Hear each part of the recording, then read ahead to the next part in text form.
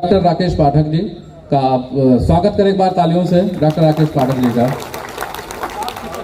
आप भोपाल से तशरीफ लाए हैं। अब ज्यादा भूमिका बनाऊंगा तो फिर उन्हें आपका हमारा ही नुकसान होगा। भारत छोड़ो आंदोलन की याद में आयोजित इस स्वतंत्रता संग्राम सेनानी दिवस के अवसर पर मंच पर मौजूद मेरे मार्गदर्शक आदरणीय आनंद वर्धन सिंह जी, आदरणीय शीतल पी सिंह जी, मेरे अनन्य मित्र और भाई देश के जाने माने पत्रकार अशोक वानखेड़े जी, पूर्व सांसद सम्माननीय आलोक तिवारी जी, अकील अहमद मन्नू साहेब, विजय चौधरी जी, राम सेवक लोधी जी, मेरे मित्र यशोदा श्रीवास्तव जी, इस कार्यक्रम का संचालन कर रहे सगीर भाई और सबसे महत्वपूर्ण इस कार्यक्रम के शिल्पकार बद्र आलम साहिब और आप सब मेहमान और इस सभागार में मौजूद एकमात्र बहन, उनकी मौजूदगी के लिए मैं सलाम करता हूं। अपनी बात शुरू करूं तो एक छोटा मोटा संशोधन है। सबसे पहले हमारे एक साथी ने जो कहा था उसमें एक तारीख शायद गलत बता गए कि वो 4 जुलाई नहीं 14 जुलाई 1942 था जब सेवाग्राम वर्धा में कांग्रेस कार्य समिति की बैठक हुई थी, जिसमें महात्मा गांधी, मौलाना आज़ाद, खान अब्दुल गफ्फार खान, सरोजनी नायडू, पंडित जवाहरलाल नेहरू सभी लोग थे। और वहाँ लंबे विचार विमर्श के बाद ये तय हुआ था कि भारत छोड़ो आंदोलन शुरू करना है। कुतुबुल्लाह खां साहिब उन्होंने बहुत विस्तार से इसके बारे में जानकारी दी। उसका नामकरण कैसे हुआ, गांधी जी कितने विनम्र और शालीन थे कि वे गेट आउट शब्द से भी सहमत नहीं थे। चक्रवर्ती राजगोपालाचारी ने रिट्रीट शब्द भी दिया, यानी वापस जाने का, वो भी उन्होंने स्वीकार नहीं किया। विड्रॉ करने वाला शब्द भी कहा गया कि इनको अंग्रेजों से कहा जाता है विड्रॉ कर लीजिए, हमारे देश से आप वापस चले जाइए। गांधी जी ने उसे भी स्वीकार नहीं किया। और अंत में जैसा कि बताया गया कि यूसुफ मेहर अली साहब ने क्विट इंडिया अंग्रेजों भारत छोड़ो का नाम दिया। आप सब जानते होंगे यूसुफ मेहर अली जब भारत छोड़ो आंदोलन शुरू हुआ उसके बाद जब वो जेल चले गए, जेल से उन्होंने मुंबई के मेयर का चुनाव लड़ा था और चुनाव जीते थे। ऐसे जननेता थे यूसुफ मेहर अली। आज 9 अगस्त की तारीख है। मैं 8 और 9 अगस्त की छोटी छोटी वानगी, छोटी सी यादें गांधी जी के साथ की जो हैं, उस घटनाक्रम को आपकी तरफ ले जाना चाहता हूं, थोड़ा सा साझा करना चाहता हूं। और वहां से मैं आज 9 अगस्त को मुंबई में जो कुछ हुआ है वहां तक इस सिलसिले को लेकर आऊंगा। आप में से शायद किसी को नहीं मालूम होगा कि आज मुंबई में क्या हुआ है। 9 अगस्त 1942 की याद में आज 81 बरस बाद क्या हुआ है। 8 अगस्त को जो बैठक हुई कांग्रेस की, महाधिवेशन हुआ, गांधी जी ने उसमें बहुत लंबा चौड़ा भाषण दिया। 2 घंटे अनवरत बोले थे, जिसमें उन्होंने करेंगे या मरेंगे का नारा दिया, करो या मरो का नारा दिया।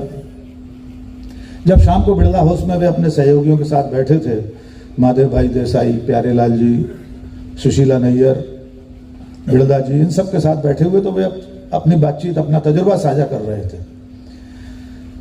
बाबू ने कहा कि मैं जब रात को सोच रहा था कि कल मैं क्या बोलूंगा तो मैं बहुत चिंतित था। मुझे लग रहा था कि मैं कुछ भी बोल नहीं पाऊंगा शायद।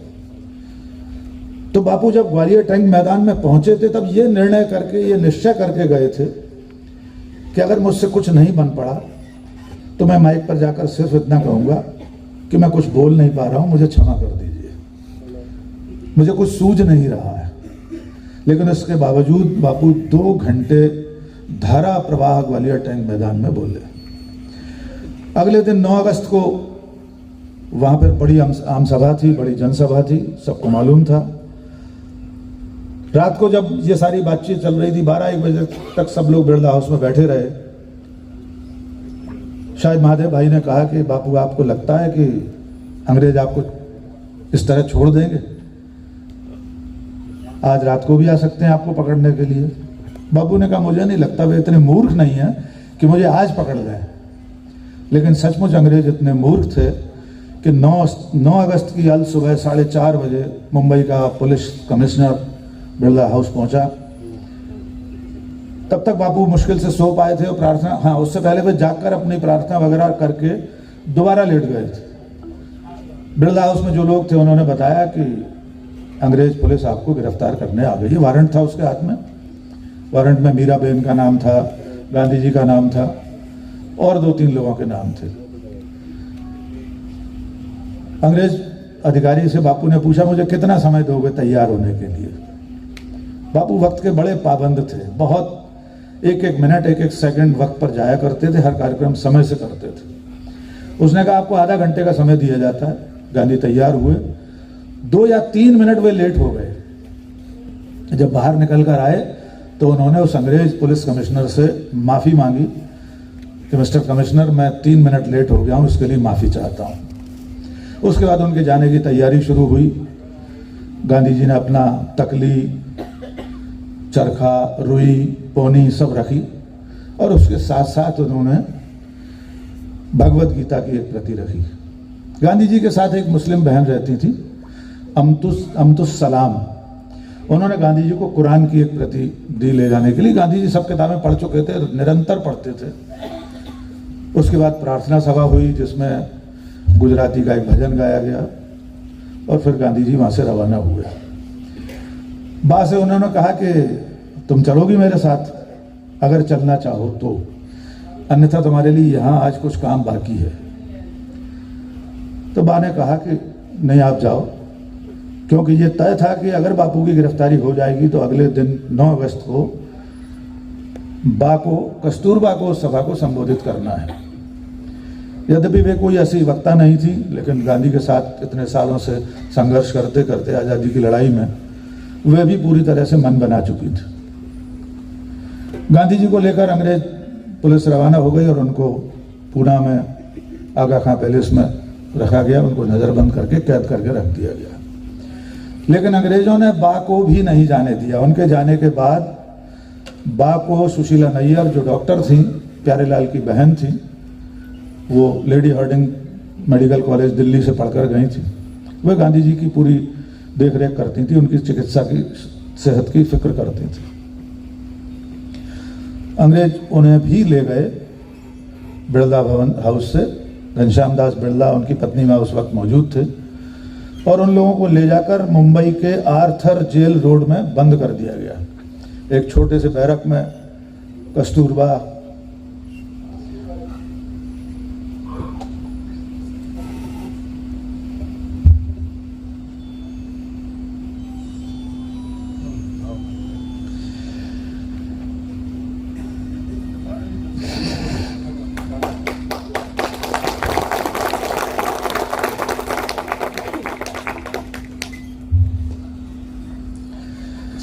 दोस्तों, आज नई पीढ़ी, हम सब लोग गांधी के संघर्ष को जानते भी नहीं है।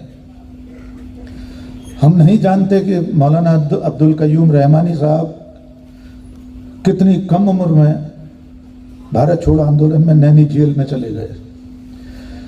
आप लोग जानते होंगे, जब उन्हें यहाँ से ले जाया गया तो गोरखपुर में एक थाने में ऐसी जगह कैद करके एक कमरे में रखा गया था जहाँ ठुसे हुए थे लोग, जंगे आज़ादी के लोग, सिपाही, बैठ नहीं सकते थे ये लोग। अब्दुल रहमानी साहब खड़े रहे वहाँ घंटों, बाद में उन्हें नैनी जेल भेजा गया। कुल मिलाकर उस दिन 9 तारीख को इन सब लोगों को गिरफ्तार कर लिया गया और बाद में आर्थर रेल जेल से उनको पूना बापू के पास भेज दिया गया। उसके बाद की लंबी कहानी है। पूना में गांधी ने अपने सबसे अनन्य सहयोगी माधव भाई देसाई और अपनी पत्नी बा को खोया। उनकी मृत्यु वहीं हुई। अगले दिन 9 तारीख को अरुणा आसफ अली ने अंग्रेजों की आंखों में धूल झोंक कर तिरंगा फहराया। दिन भर वहां पर बवाल कटा रहा। अंग्रेज पुलिस आती थी, कांग्रेसियों के जत्थे नारेबाजी करते थे, गिरफ्तार करके ले जाते थे। दूसरा जत्था आता था, उन्हें भी गिरफ्तार कर लिया जाता था। लेकिन आज मैं जिस धागे को जोड़ना चाहता हूं कि आज 9 अगस्त 2023 को मुंबई में क्या हुआ। आज सुबह उसी अगस्त क्रांति मैदान में, जिसे उस वक्त ग्वालियर टैंक मैदान कहा जाता था, वहां पर भारत छोड़ो आंदोलन को याद करने के लिए एक ऐसा शख्स जा रहा था जो 1942 में उस दिन भी वहां मौजूद था, डॉक्टर जी पारिक। आज 99 साल के हैं वे और तुषार गांधी बापू के प्रपौत्र, इन सब लोगों को आज वहां भारत छोड़ो आंदोलन को याद करना था। दोस्तों, मैं आपको बताना चाहता हूं, आज 2023 में इस अमृत काल में नरेंद्र मोदी की सरकार ने, महाराष्ट्र की सरकार ने 99 साल के डॉक्टर जी पारिक को हिरासत में ले लिया था। आज सुबह तुषार गांधी को हिरासत में ले लिया गया था। उन्हें सांता क्रूज थाने की हिरासत में कैद करके रखा गया। डॉक्टर जी पारिक ने कहा है कि वे उस दिन से आज तक, 1942 से आज तक एक भी बार ऐसा नहीं हुआ कि 9 अगस्त को वे अगस्त क्रांति मैदान में नहीं। लेकिन ये ऐसा दौर है, इस अघोषित के दौर में 99 बरस के स्वतंत्रता संग्राम सेनानी को भारत छोड़ो आंदोलन की याद में अगस्त क्रांति मैदान नहीं जाने दिया गया। अभी 1 घंटे 2 घंटे पहले तुषार गांधी को छोड़ा गया है। थाने के बाहर शीतल जी उनको खड़ा कर दिया गया कि आप चले जाइए, जैसे भी जाना हो। उन्होंने एक रिक्शा करना चाहा, रिक्शे वाले ने मना कर दिया, पुलिस पीछे देखकर। टैक्सी वाले ने मोहनदास करमचंद गांधी, हमारे राष्ट्रपिता महात्मा गांधी के प्रपौत्र तुषार गांधी को अपनी टैक्सी में बैठाने से इनकार कर दिया। उसने कहा था पुलिस आपके पीछे चल रही है। ये अब तक का घटनाक्रम है, आज 9 अगस्त 2023 का। और वे लोग जो आज सत्ता में बैठे हैं, वे उस वक्त क्या कर रहे थे, मैं उधर भी ले जाना चाहता हूं। जब भारत छोड़ो आंदोलन चल रहा था, उस वक्त राष्ट्रीय स्वयंसेवक संघ की स्थापना को पर्याप्त बरस हो चुके थे। 1925 में गठित राष्ट्रीय स्वयंसेवक संघ और उसकी बगल बच्चा हिंदू महासभा उस वक्त इस भारत छोड़ो आंदोलन के खिलाफ अंग्रेजों के साथ खड़े थे।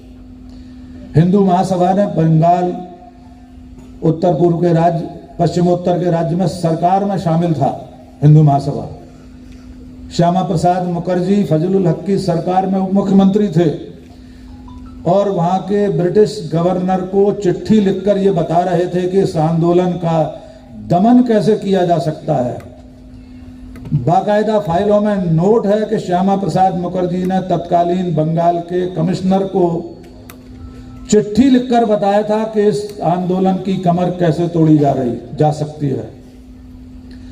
देश की आजादी के लिए भारतीय राष्ट्रीय कांग्रेस, महात्मा गांधी, पंडित नेहरू, मौलाना आजाद जो आंदोलन चला रहे थे, जिस आंदोलन का समर्थन करने के लिए नेताजी सुभाष चंद्र बोस विदेश में बैठकर अपने रेडियो से उसका समर्थन घोषित कर रहे थे, उस आंदोलन की कमर तोड़ने के लिए, उस पर लाठियां बरसाने के लिए, उसे खत्म करने के तौर तरीके बता रहे थे श्यामा प्रसाद मुखर्जी। और इस युग में, इस समय में सत्ताधारी लोगों के नए आदर्श, उनके नए आदर्श विनायक दामोदर सावरकर क्या कर रहे थे वो भी सुन लीजिए। सावरकर उस वक्त इस आंदोलन के खिलाफ आपके पड़ोस में कानपुर में हिंदू महासभा के राष्ट्रीय अधिवेशन में अपने कार्यकर्ताओं को बता रहे थे कि मौका बहुत अच्छा है, मैदान साफ है, क्योंकि भारतीय राष्ट्रीय कांग्रेस पर ब्रिटिश हुकूमत ने प्रतिबंध लगा दिया है। कांग्रेस पर बैन कर दिया गया था भारत छोड़ो आंदोलन के ऐलान के साथ ही। यानी भारतीय राष्ट्रीय कांग्रेस किसी भी तरह की राजनीतिक गतिविधि नहीं चला सकती थी। तब सावरकर कानपुर में कह रहे थे कि आइए हमारे साथियों और कार्यकर्ताओं, हिंदुस्तान में पूरा मैदान साफ है, अंग्रेजों का सहयोग करने के लिए सामने आइए। ये बयान है, ये भाषण है सावरकर का। और सावरकर ने उस वक्त अंग्रेज पुलिस और अंग्रेजों की सेना में भर्ती कराने के लिए, हिंदू युवकों की भर्ती कराने के लिए सैन्य परिषदें बनाई थी। सावरकर देश भर में दौरे करके लड़कों को, युवकों को प्रेरित करते थे कि अंग्रेजों का साथ दो और इनकी फौज में भर्ती हो। राष्ट्रीय स्वयंसेवक संघ ने सिविल गार्ड, जो अंग्रेजों का सिविल गार्ड थी, यानी आज की पुलिस समझ लीजिए, जो कांग्रेस कार्यकर्ताओं पर, भारतीय राष्ट्रीय कांग्रेस के आंदोलनकारियों पर लाठियां बरसाती थी, उस सिविल गार्ड में संघ के कार्यकर्ताओं को भर्ती करने के लिए अभियान चलाया था। भारत छोड़ो आंदोलन में राष्ट्रीय स्वयंसेवक संघ, विनायक दामोदर सावरकर और उनकी हिंदू महासभा कहीं शामिल नहीं थी, और आज की तारीख में वे देशभक्ति के ठेकेदार बने हुए हैं। लेकिन यह सब नई पीढ़ी को बताना बहुत जरूरी है। एक पीढ़ी जल रही है, एक पीढ़ी बुझ रही है। एक पीढ़ी जल रही है, एक पीढ़ी बुझ रही है, एक पीढ़ी और भी है जो गर्भ में पल रही है। इन विसंगत पीढ़ियों को कौन सा परिवेश दोगे? देश सौंपोगे इन्हें या कि सिर्फ उपदेश दोगे? झिलमिलाती लौ सनातन लौ अगर जो बुझ गई तो फिर न कहना हाय ये कैसी दिवाली मन गई। ये सनातन लौ, भारत की आज़ादी की लौ 8 और 9 अगस्त 1942 को जो अलग जगाई गई थी, वो आज तक जल रही है। उसे जलाए रखना, उसे बचाए रखना नई पीढ़ी की जिम्मेदारी है। इसलिए जब जब मौका आए, जब जो मंच मिले, चाहे सोशल मीडिया का मंच हो, टेलीविजन चैनल की डिबेट हो, ये सिद्धार्थ नगर महात्मा गौतम बुद्ध, भगवान गौतम बुद्ध की धरती हो, वहाँ हर जगह याद दिलाना जरूरी है कि आज़ादी की लड़ाई में ये लोग कहीं शामिल नहीं थे। और अपनी बात को मैं यहाँ से ख़त्म करना चाहूँगा कि इस पूरी आज़ादी का, स्वतंत्रता संग्राम का जो संदेश था, बद्र आलम साहब ने आज की इस विचार गोष्ठी का जो विषय रखा है, स्वतंत्रता सेनानियों के बलिदान का संदेश, वो संदेश था हिंदू मुस्लिम एकता। भारत के ताने बाने में रची बसी भाईचारे की भावना, आज उसी के खिलाफ लोग काम कर रहे हैं। असली दुश्मन हमारे आपके बीच छुपे हुए हैं, जो इस भाईचारे को, हिंदू मुस्लिम एकता को नष्ट करना चाहते हैं। गांधी जी उसके सबसे बड़े उदाहरण थे। वे आज़ादी के समय, विभाजन के समय जब दंगे चल रहे थे, तो हर उस क्षेत्र में जाते थे जहां कम संख्या में जो पीड़ित हो रहा था। अगर मुसलमान कहीं कम हैं, उन पर अगर हिंदू दंगों के दौर में अत्याचार कर रहे हैं तो उनके पक्ष में खड़े होते, और जहां हिंदू कम हो और मुसलमान ज़्यादा हों, अगर वहाँ जुल्म हो रहा है तो वे उनके पक्ष में खड़े होते थे। गांधी के और आज़ादी की लड़ाई के उस संदेश को बचाने की जरूरत है। लेकिन ये बात भी सही है, ये दौर, ये वक्त बहुत खतरनाक है। इस दौर में सच बोलने वाले बहुत कम बचे हैं। इस मंच पर जितने लोग हैं, इनके अलावा पूरे देश में बहुत कम लोग हैं जो सच बोलने वाले हैं। आसमानों से फरिश्ते जो उतारे जाएं, उम्मीद फाजली साहब का शेर है। निदा फाजली साहब के भाई थे, पाकिस्तान चले गए थे। आसमानों से फरिश्ते जो उतारे जाएं, वे भी इस दौर में सच बोलें तो मारे जाएं। इसके बावजूद मारे जाने के खतरों के बीच भी हम और आप बोलते रहेंगे, सच्चाई के साथ, सच्चाई के हक में, भाईचारे के हक में, हिंदुस्तानियत के हक में बोलते रहेंगे। हमारे आज़ादी के, जंग आज़ादी के सिपाहियों का यही संदेश था। मुझ जैसे एक बहुत मामूली पत्रकारिता के बहुत मामूली विद्यार्थी को आपने बुलाया, आपने सुना, इतना वक्त दिया, बहुत बहुत शुक्रिया। जय हिंद।